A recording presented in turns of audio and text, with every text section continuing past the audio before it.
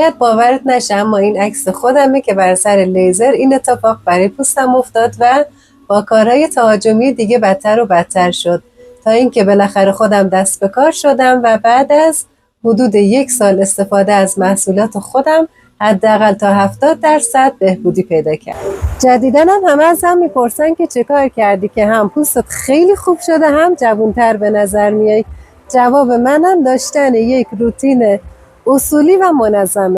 برای داشتن پوست دلخواه و ایدئالت هیچ وقت قدرت روتین اصولی رو دست کم نگیر. و اما روتین خودم که بیشترین تاثیر رو گذاشته شامل سرم دور چشم صبح و شب، سرم ویتامین C در طول روز، کرم ضد آفتاب حتی در منزل، کرم جلبک و ضد لک به صورت 1 شب در میون و سرم لایه بردار به صورت هفتگی. اگه دوست داری تو هم یک روتین خوب داشته باشی کلمه روتین رو کامنت کن.